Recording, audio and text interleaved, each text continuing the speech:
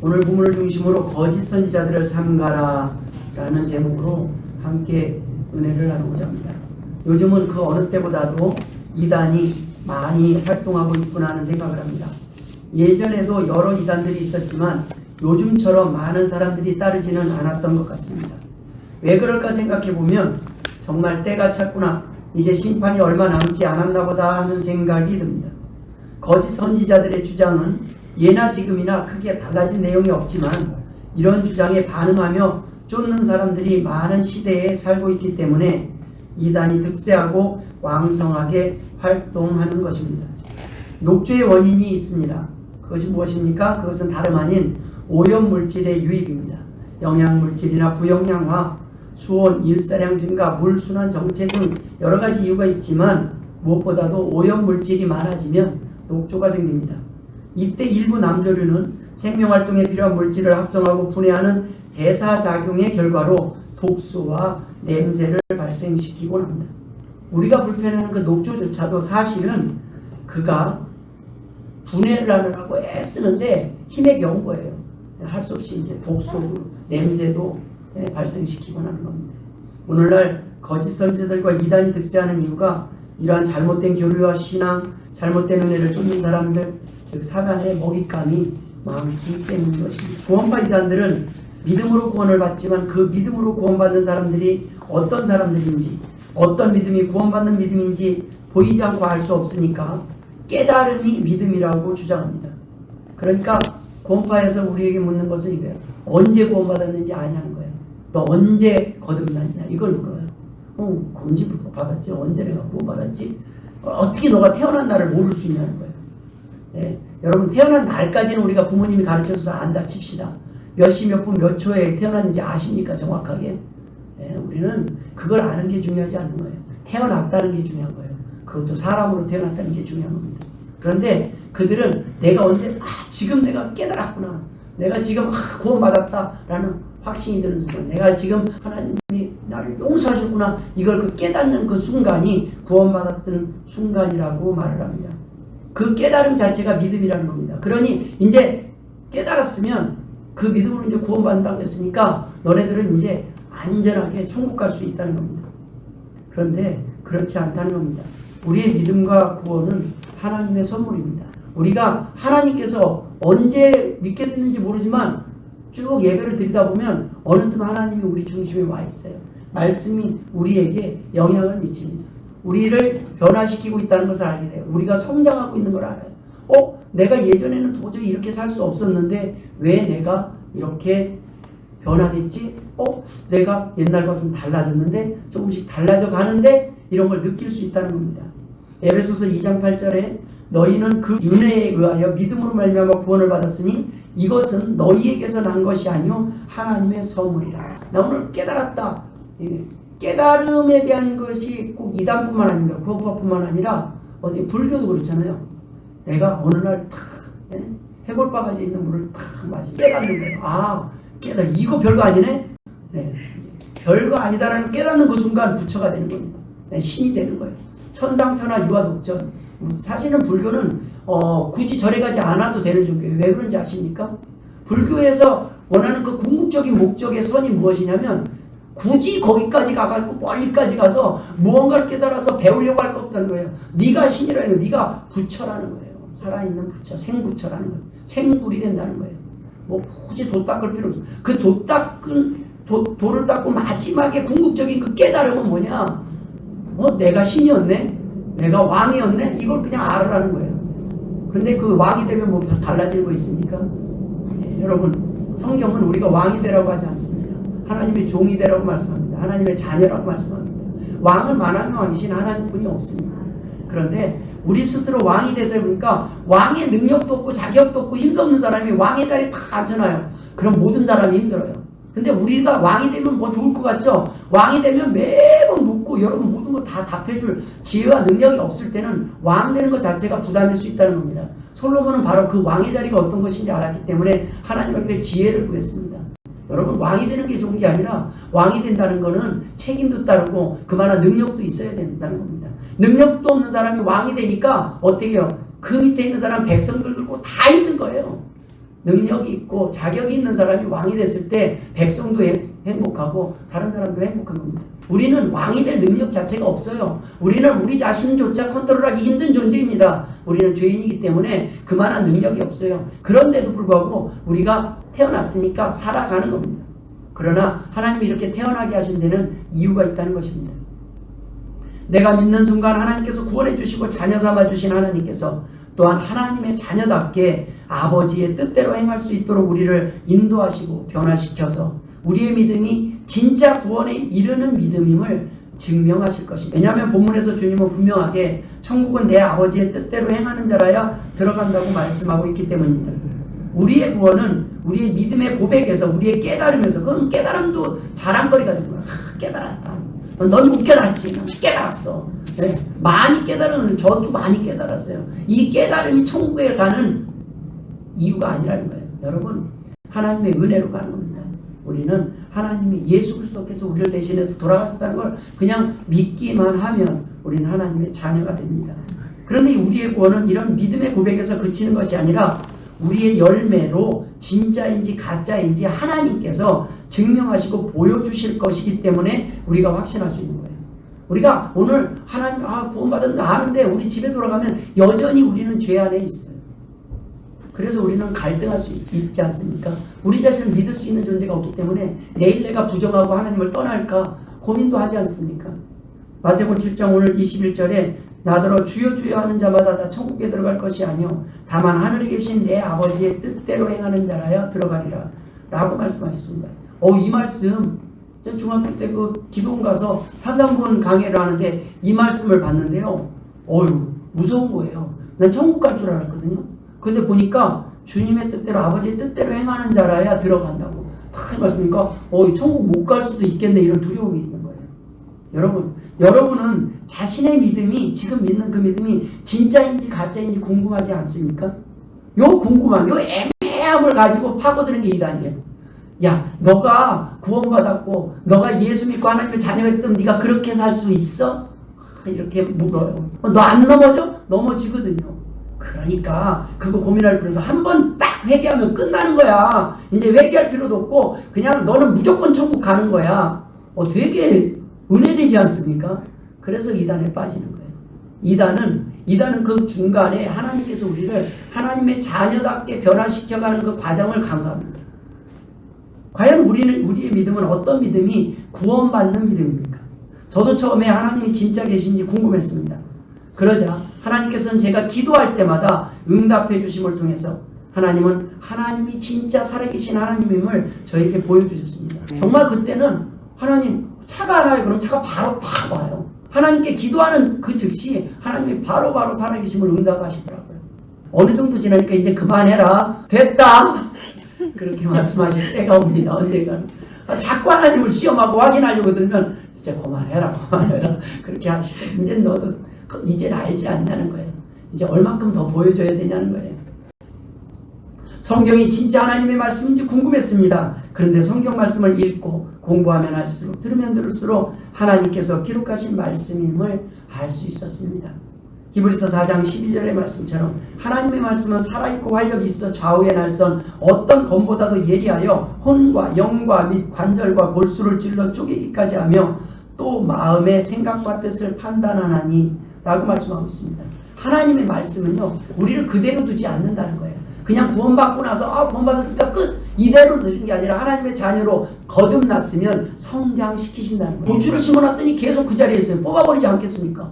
고추 하나 안 열리고 계속 나 살아있어. 내 이파리만 계속 무서워요. 자꾸 자는데 고추는 안 열리고 이파리만 계속 열려요. 하나님의 자녀는 반드시 하나님의 자녀임을 열매로 증명하게 되어 있습니다. 이제는 천국에 가고 싶어졌습니다. 하나님 나 같은 죄인도 용서받고 천국에 갈 수 있을지가 궁금했습니다. 그랬더니 성경에 너도 갈 수 있다고 분명히 기록해 두셨습니다. 영접하는 자 곧 그 이름을 믿는 자들에게는 하나님의 자녀가 되는 권세를 주셨습니다. 이로써 하나님은 끝나지 않았습니다. 요한일서 4장 9절에 하나님의 사랑이 우리에게 이렇게 나타나신 바 되었으니 하나님이 자기의 독생자를 세상에 보내심은 그로 말미암아 우리를 살리려 하시냐. 그냥 보내시고 그냥 십자가에 달려 돌아가심으로 끝난 게 아니라 그냥 이렇게 천국에 못 가게 두는 것으로 끝나는 게 아니라 우리를 살리는 게 목적인 거예요. 궁극적으로 우리를 회복시키셔서 하나님의 자녀답게 살 수 있도록 만드는 것이 하나님의 목적이라는, 태어나게 하고 무책임한 우리 사람들과 달라요. 태어나게 하고 어떻게 할 수 없고 건강하게 키울 수 없는 우리 부모와 다르다는 것입니다. 나 같은 죄인이 용서받고 하나님의 자녀가 되었다는 그 기쁨도 잠시, 저는 저의 모습을 돌아보니 여전히 죄악에서 자유함을 얻지 못하고 다시 넘어지는 제 자신을 바라보면서 괴로웠습니다. 죄송했습니다. 하나님 앞에 예배드리러 나올 때마다 죄책감으로 인해서 자유함이 없었습니다. 그런 제게 담비와 같은 말씀을 주셨습니다. 로마서 1장 17절에 오직 의인은 믿음으로 말미암아 산다는 말씀입니다. 어떤 공로나 의로움으로 천국에 가는 것이 아니라 예수 그리스도의 보혈의 공로로 용서함을 받아 천국에 갈 수 있음을 믿는 자마다 누구나 우리는 천국에 갈 수 있다는 것입니다. 믿으십니까? 그런데 궁금한 것이 있었습니다. 나의 믿음은 과연 어떤 믿음인가? 나의 믿음은 과연 구원에 합당한 믿음인가? 라는 것입니다. 내 믿음이 가짜인지 진짜인지 어떻게 알 수 있는가? 라는 것입니다. 내 믿음이 천국에 갈 수 있는 믿음인지 어떻게 알 수 있는가? 하나님께서는 이에 대한 답 또한 성경 말씀에 미리 기록해 두셨습니다. 포도나무의 비유를 보면 주님은 참 포도나무요 우리는 가지라고 말씀하셨습니다. 요한복음 15장 4절에 내 안에 거하라 나도 너희 안에 거하리라. 가지가 포도나무에 붙어있지 아니하면 스스로 열매를 맺을 수 없음같이 너희도 내 안에 있지 아니하면 그러하리라.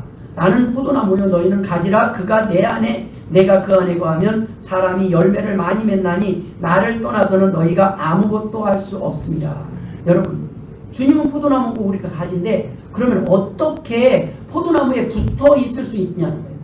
여러분, 주님께 붙어 있는 방법을 아십니까? 포도나무에 붙어 있는 방법을 아십니까? 주님이 뭡니까? 주님이 말씀이라고 하셨어요. 말씀이 곧 이 땅에 오셨다고 그랬어요. 여러분, 하나님의 말씀을 듣는 자는 변화될 수밖에 없어요. 근데 그 말씀을 듣지 않고 말씀에서 멀어지면 우리가 타락합니다. 하나님의 말씀을 처음부터 주야로 묵상하고 전체의 말씀을, 모든 성경의 말씀을 공부하다 보면 하나님께서 분명히 알게 됐어요. 그러나 내가 좋아하는 말씀만 파먹을 때 문제가 생기는 거예요. 그래서 가장 건강한 말씀은 1번부터 쭉 들으세요. 네, 오늘 처음 나오신 분들은 앞에 저희 유튜브에 올려진 1번부터 쭉 들어보세요. 전체를 다 아면 그거였구나. 궁금한 모든 것들이 말씀 안에 있어요. 그리고 나머지는 아직도 우리가 나누지 못한 은혜들을 계속 하나님께서 주실 것입니다. 그런데 중요한 것은 말씀 안에 다 있어요. 내가 몰라서 그러는 거예요. 하나님의 말씀을 알고 하나님의 말씀과 가까이 하면 우리는 하나님의 자녀가 어떻게 살아가고 하나님의 자녀를 어떻게 변화시키시는지 알 수 있다는 말씀입니다. 말씀에서 떠나있기 때문에, 예배 가운데서 떠나있기 때문에 우리가 하나님의 은혜를 알지 못하고 하나님에서 멀리 떨어져 있으니까 불안해하고 떨면서 하나님이 원하시는 열매를 맺지 못하는 것입니다. 항상 말씀과 가까이. 그래서 초신자 때는 도리어 새벽기도부터 시작해서 다 참석할 필요가 있어요. 네, 왜 그래요? 잘 모르잖아요. 그럼 많이 들으면 빨리 성장해요. 그러면 초신자는 여러분 주일만 나오면 1년에 50번 말씀을 듣습니다. 그렇죠? 새벽기도까지 나오면요 그거에 7배. 우리는 5일이니까 5, 25, 250번을 더 듣습니다. 주일만 나와서 5년 교회 나온 성도들하고 1년 새벽기도까지 다 나온 성도가 똑같다는 거예요. 말씀을 듣는 양이, 먹는 양이. 그러니 빨리 자라지 않겠습니까?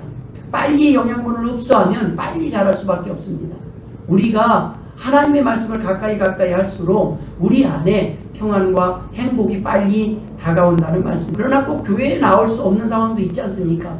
여러 가지 환경 속에서. 그럴 때 지금은 말씀을 언제든지 접할 수 있게 되었습니다. 언제든지 유튜브를 통해서 언제든지 하나님의 말씀을 접하면 우리가 얼마나 귀한 존재인지 알 수 있다는 말씀입니다. 말씀을 통해서 우리는 성장할 것이고 우리의 열매를 통해서 우리의 믿음을 알 수 있다는 말씀입니다. 이전에는 죄악의 열매를 맺었으나 이제는 그리스도의 열매를 맺을 수 있게 된다는 말씀입니다. 마태복음 7장 18절 20절에 좋은 나무가 나쁜 열매를 맺을 수 없고 못된 나무가 아름다운 열매를 맺을 수 없느니라. 아름다운 열매를 맺지 아니하는 나무마다 찍혀 불에 던져지느니라. 이러므로 그들의 열매로 그들을 알리라. 근데 여기에 좀 조급한 사람들이 있어요. 고추를 심자마자 고추가 열렸나 안 열렸나 맨날 바라보고 있으면 안 된다는 거예요. 그쵸? 시간이 좀 지나면 언젠가는 맺을 것입니다. 감나무가 심자마자 그의 감을 맺는 것 자체가 도리어 이상한 일 아니겠습니까? 어느 정도 시간이 필요한 것이라는 겁니다. 그런데 아무리 오래 지나도 열매를 맺지 않아요. 그것 또한 이상한 거라는 겁니다. 주님은 오늘 본문에서 가시나무에서 포도를 또는 엉겅퀴에서 무화과를 따겠느냐라고 말씀하셨습니다. 가시나무에서 포도 열매를 얻을 수 없듯이 우리의 열매를 통하여 우리가 하나님의 자녀인지 사단의 자녀인지 알 수 있는 날이 올 것이라는 말씀입니다. 우리의 열매로 우리의 믿음을 알 수 있다는 말씀입니다. 믿음은 열매를 맺을 수밖에 없기 때문입니다. 그런데 우리의 삶이 어떻습니까? 구원받았다는 그 기쁨도 잠시 우리는 여전히 죄악에서 허우적거리지는 않습니까? 왜 그럴까요? 우리는 여전히 용서받은 죄인이기 때문입니다. 용서를 받았지만 우리의 죄성이 남아있습니다. 그래서 우리의 습관은 여전히 죄악에 물들어서 죄악이 익숙해져 있습니다. 그래서 사도 바울도 이렇게 고백합니다. 디모데전서 1장 15절에 미쁘다 모든 사람이 받을 만한 이 말이여 그리스도 예수께서 죄인을 구원하시려고 세상에 임하셨다 하였도다 죄인 중에 내가 괴순이라. 사도 바울도 자신을 돌아보니까 아는 것보다 하나님에서 알고 천국에서 아는 것만큼 내 자신이 바로 변해서 이제는 깨끗하게 살 줄 알았더니 사도 바울은 여전히 자신이 죄의 영향력 아래 있음을 고백합니다. 그래서 오늘 본문에 또한 로마서 7장 15절 24절에 기록한 것처럼 내가 행하는 것을 내가 알지 못하노니 곧 내가 원하는 것은 행하지 아니하고 도리어 미워하는 것을 행함이라.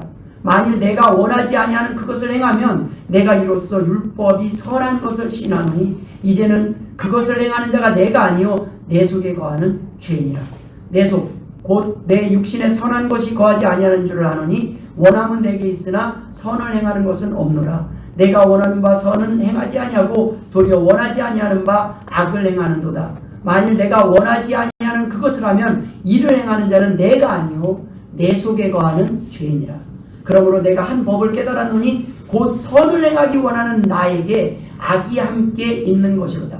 내 속사람으로는 하나님의 법을 즐거워하되 내 지체 속에서 한 다른 법이 내 마음의 법과 싸워 내 지체 속에 있는 죄의 법으로 나를 사로잡는 것을 보는도다. 오호라 나는 곤고한 사람이로다. 이 사망의 몸에서 누가 나를 건져내리라. 사도 바울은 참 솔직하게 고백하고 있지 않습니까? 네 안에서 막 싸우는데 그럼 내가 어느 날 실수를 해요. 그럼 그거는 내가 아니라 나는 그렇게 살고 싶지 않은데 내 속에 있는 죄가 나도 모르게 욱 하고 나도 모르게 참지 못했다는 거예요. 내 안에 죄성이 살아있다는 거예요. 여러분 우리가 하나님의 구원을 받아 하나님의 자녀가 되었음에도 불구하고 여전히 죄를 지으며 살아가는 모습을 보고 나는 하나님의 자녀가 정말 맞는가? 하나님의 자녀라면 하나님의 자녀답게 살아야 하지 않겠는가라는 생각이 든 적이 없으십니까? 바로 성령님께서 우리 안에 계시고 역사하고 계시는 겁니다. 질문을 하게 하는 거예요. 나는 하나님의 자녀가 맞는가? 존재 고문을 하는 거예요. 이게 중학교 3학년 정도 되면 예전엔 철든다고 그러잖아요. 그때 이 존재 의문을 가져요. 철학적 사고를 하게 되는 거예요. 그때 우리가 철든다 그래요. 생각을 해요. 그 전까지는 막 그냥 자라고 크다가 그냥 본능적으로 배고프면 먹고 이렇게 크다가 어느 날부터 나는 누구인가? 나는 왜 태어났는가? 나는 어디로 가는가? 나는 어떻게 살 것인가? 이런 고민들을 좀 해요. 내가 뭔가 어른이 된 것 같은 느낌으로. 그럴 때가 바로 철들 때입니다. 이러한 생각들이 들 때 우리는 하나님 안에서 존재의 고민을 하는 겁니다. 나는 왜 태어났는가? 나는 정말 이렇게 그냥 왜 이런 집에서 태어났는가? 나는 왜 하필 그 많은 나라에서 이런 나라에 태어났는가? 나는 뭔가? 나는 왜 이렇게 사랑받지 못하고 태어났는가? 나는 왜 태어날 때부터 이런 힘든 상황 속에서 견디며 살아와야 됐는가? 이런 고민을 하는 거야. 왜 계속 이런 고민을 하는 거야? 그리고 예수 믿고 좀 기뻤는데 기쁨도 잠시 이제 계속 죄를 지니까 절망하게 돼. 나는 하나님의 자녀가 맞는가? 왜요? 내가 하나님의 자녀답게 살지 못하는 것을 내가 인지한다는 거예요. 이쪽으로 살아야 되는데 내가 이쪽으로 행동을 하고 있다는 것을 하나님께서 우리에게 깨닫게 하신다는 거예요. 너 길 잘못 들어섰다. 빨리 돌아와라. 이걸 한다는 거예요. 바로 성령님께서 우리에게 역사하고 계시는 것입니다. 로마서 8장 1절부터 18절까지 말씀. 올라온 것은 이 가운데 있는 말씀 중 예수님을 죽은 자 가운데서 살리신 그 영이 우리 안에 거하신다는 거예요. 그러면 너희들 하나 못 살리겠냐 이거야. 너희들도 살릴 수 있다는 거예요. 하나님의 자녀답게 살게 하지 못하겠느냐는 거예요. 너희 몸의 행실을 변화시키지 못하겠냐는 거예요. 이전에는 내가 죄악에 굴복하고 내 습성이 내 마음대로 살고 내 분노와 내 욕심을 따라서 살았지만 이제 성령님이 원하시는 대로 살게 하지 못하시겠냐는 거예요. 하신다는 말씀. 처음에는 잘 안 돼요. 근데 성령님께서 여러분의 사람마다 각기 연약한 건 다 달라요. 어떤 사람은 술, 담배일 수도 있고 어떤 사람은 분노 조절이 안 될 수도 있고 어떤 사람은 각각 자기가 사람들이 모르는 자기만의 죄를 가지고 있을 수도 있습니다. 그런데 그런 모든 것을 하나님이 변화시키셔서 어떻게 해요? 하나하나 하나님의 자녀답게 고쳐나가신다는 말씀이에요. 그렇게 할 수 없겠냐는 거예요. 하나님을 믿어보라는 거예요. 하나님이 너를 그 자리에 그대로 내버려 두시겠냐는 거예요. 그래서 성령님께서 우리가 원래의 목적지에서 틀어질 때는 계속 말씀해 주세요. 우리에게 너 길 잘못 들었다라고 말씀하시는 겁니다. 성령님께서 우리가 하나님의 자녀답게 살 수 있도록 우리에게 알려주시고 우리를 성령님의 도우심을 통해 영으로서 몸의 행실을 죽일 수 있도록 인도하실 것입니다. 즉 우리를 거듭나게 하셨을 뿐만 아니라 하나님의 자녀답게 살 수 있도록 도우시고 인도하여 주시는 분이 성령님이십니다. 성령님의 인도함을 받는 사람이 곧 하나님의 아들이라는 것입니다. 성령님의 음성을 듣고 순종하여 몸의 행실을 죽일 수 있게 된다는 말씀입니다. 우리가 보면 오늘 고추밭에 고추를 심었습니다. 고추 딴에는 자기가 성장하는 거라고 생각할 수 있어요. 내가 아주 잘 크고 있다. 그죠? 내가 어느 날 보니까 태어나 있는 거예요. 고추로. 그죠? 쭉 내가 잘 크고 있다. 혼자 잘 크고 있다. 진딧물도 이겨내고 다 하는 것 같은데 사실 주인이 옆에서 비료도 주고 풀도 뽑아주고 그죠?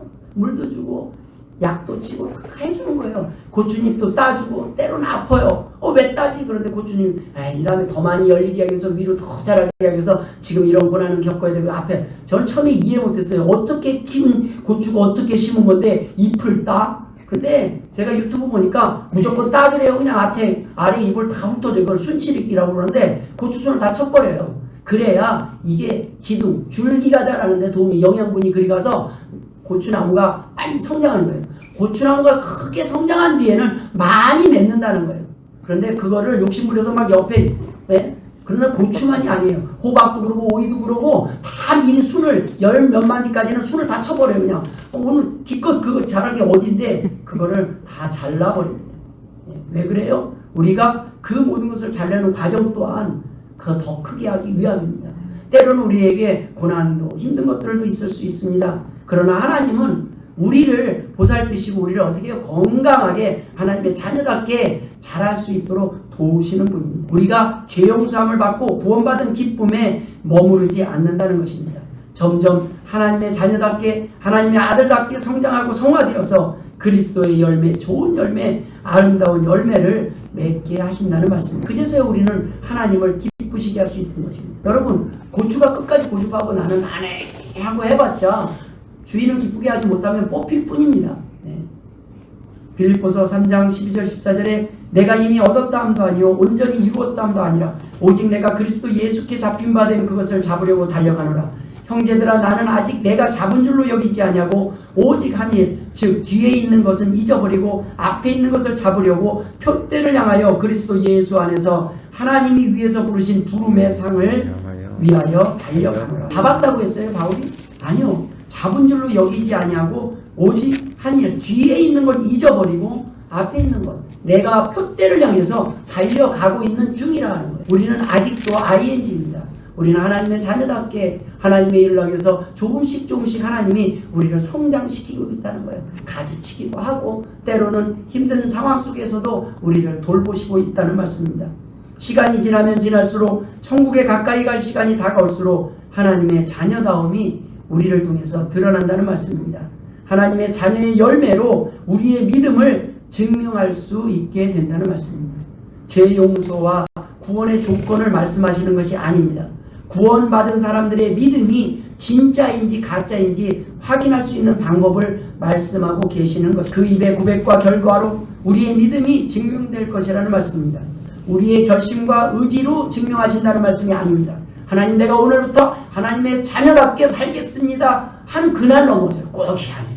도저히 견딜 수 없어요. 하나님 나 포기 나 자신이 없어요. 그럴 때 하나님은 그래 이제 내가 좀 해볼까? 하나님이 도와주십니다. 우리 열심으로 담배 끊어야지, 뭐 내가 뭐 다이어트 해야지. 여러분 아무리 결심해봤자 안 된다는 걸 아시지 않습니까? 그런데 어느 날 그 안 되는 내가 무언가를 하고 있어요. 어제보다 나아 있는 내 모습을 봅니다.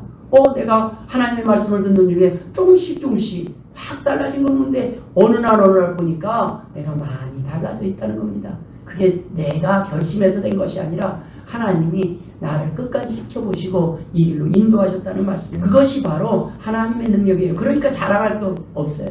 성령님이 하신 일이기 때문에 어느 날 내가 보니까 이렇게 성장해 있더란 말이에요. 어느 날 하나님의 자녀답게 살고 있더란 말이에요. 예전에는 그냥 한참 멀었는데 조금씩 보니까 사람들이 어느 날 장로님이세요 이러는 거예요. 집사님이세요, 장로님이세요. 모든 마음들의 분노가 사라지고 걱정이 사라지고 염려가 사라지고 얼굴에 평안이 있는 거예요. 다른 사람들에게 웃을 수 있는 여유들이 생기고 다른 사람에게 양보하고 배려할 수 있는 마음들이, 넉넉한 마음들이 생기기 시작하는 거예요. 근데 날마다 제 모습이 보이나? 자기 키 자라는 거 보이나? 안 보여요. 근데 오랜만에 보면 쑥 성장해 있는 게 보입니다. 교회가 한참 지나면 1년, 2년 지나면 쑥 성장해 있는 모습들이 보여요. 서로가 그것을 칭찬하는 거예요. 너 왜 아직 이거밖에 안 돼가 아니라 아유 많이 은혜를 많이 존경합니다. 어떻게 그렇게 달라질 수가 있어요? 우리는 보게 되는 겁니다. 그것이 성령님의 능력입니다. 사도행전 1장 8절에 오직 성령이 너희에게 임하시면 너희가 권능을 받고 예루살렘과 온 유대와 사마리아와 땅끝까지 이르러 내 증인이 되리라 하시니라. 아멘. 여러분 성령님의 능력은 우리를 변화시키는 능력입니다. 로마서 8장 11절에 예수를 죽은 자 가운데서 살리신 이의 영이 너희 안에 거하시면 예수를 죽은 자 가운데서 살리신 이가 너희 안에 거하시는 그의 영으로 말미암아 너희 죽을 몸도 살리시리라. 예수를 살리신 분이 너희를 살리지 못하겠느냐는 말씀입니다.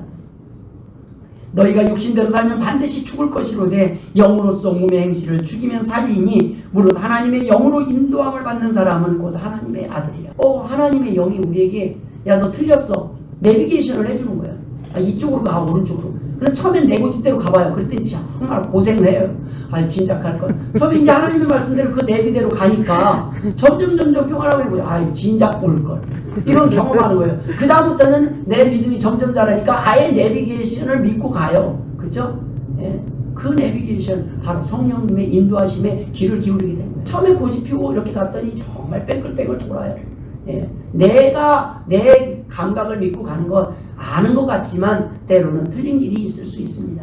그러나 성령님이 권고하시는 그 말씀을 쫓아 살아가게 되면 우리는 이제는 평안해진다는 말씀. 그럼 어느 날 하나님의 아들이 되어 있는 거예요. 내가 말씀대로 살고 있네. 내가 말씀을 들으면 다시 돌아봐. 그러네. 내가 뭐 죄 고백이 별거 아니에요. 내 고집대로 살았던 게 죄예요. 그렇죠? 근데 이제 말씀대로 살려고요. 그러니까 죄가 아니잖아요. 하나님 말씀대로 순종하고. 그러니까 하나님 보기엔 그게 기쁜 거예요. 내가 고생 안 하는 게. 내 고집 피면서 그냥 끝까지 가지 말라는 그 길, 여기도 한번 가볼래요. 그래요. 가보게 두는 것도 하나님의 사랑입니다. 네가 다쳐봐야 알지, 아파봐야 알지. 우리의 의지와 욕심대로 육신의 정욕을 쫓아 사는 삶이 아니라 우리 안에 계셔서 역사하시는 성령님의 인도하심을 받는 사람들을 하나님께서 돕지 않으시겠느냐는 말씀입니다. 예수 믿는 사람들은, 하나님의 자녀들은 예수 믿고 하나님의 자녀로 거듭남으로 끝나는 사람들이 아닙니다. 거듭나게 하신 하나님께서, 우리를 구원하신 그 하나님께서 그 믿음의 열매를 통해 우리의 믿음이 나의 의지와 결심을 통해 맺을 수 없었음을 고백하게 하실 것입니다. 때문에 우리는 어떤 열매를 맺든지 교만할 수가 없습니다. 우리보다 처음 나온 사람들을 손가락질할 수가 없어요. 당신도 하나님의 말씀을 듣고 예배하면 언젠가 하나님께서 당신을 변화시킬 것입니다. 희망이 있기 때문에 그에게 소망을 전할 수 있는 것입니다. 열매를 맺게 하신 분이 내가 아니라 하나님이시기 때문입니다. 아멘. 하나님의 자녀답게 살도록 인도하신 분이 하나님이시기 때문입니다. 믿음으로 하나님의 자녀된 우리에게 성령님께서 죄를 짓고 넘어질 때 그대로 두시겠습니까? 육신의 부모도 자녀가 잘못하면 잔소리를 하고 야단을 치는데 하물며 하나님께서 자녀에게 괜찮다, 잘했다 하시겠습니까? 아닙니다. 아서라, 그러면 너도 다치고 남도 다칠 것이다. 힘들 것이다. 아플 것이다. 다시 일어나라. 다시 내 말을 듣고 내 음성을 듣고 나를 따르라 라고 말씀해 주시지 않겠습니까? 요한복음 10장 27절에 내 양은 내 음성을 들으며 나는 그들을 알며 그들은 나를 따르느니라. 여러분, 우리가 주의 양이 되면 어느 날 주의 음성에 귀를 기울이고 그 음성에 순종하기 시작한다는 말씀입니다. 처음부터 다 순종하지 않아요. 처음에는 한번 들어보고 한번 해보니까 은혜가 된다는 말씀입니다. 우리가 전하는 복음은 구원에 머무르는 믿음이 아닙니다. 구원하실 뿐 아니라 하나님의 자녀답게 변화시켜서 세상의 빛과 소금의 역할을 감당하게 하시는 성령님의 역사를 증거하는 것입니다. 예수 믿고 아무 일도 안 일어나는 것이 아니라 예수 믿고 경험하게 된 놀라운 변화와 능력을 생생하게 증거하는 증인이 되라는 말씀. 예수를 믿으면 술 먹어도 살인을 해도 괜찮고 도적질해도 괜찮으니 마음대로 살아도 된다는 면죄부를 받아서 기쁜 것이 아닙니다. 예수를 믿었더니 먹던 술도 끊고 분노도 가라앉고 용서도 쉽고 사랑을 할 수 있게 되니 기쁘다는 것입니다. 성령의 열매가 나를 통해 맺게 됨을 확인하게 되니 감사하다는 것입니다. 나 같은 죄인에게서 썩은 냄새가 진동하는 것이 정상인데 그리스도의 향기가 나게 되니 감사하다는 것입니다. 어느 날 내 몸에서 그리스도의 향기를 내고 있는 거예요.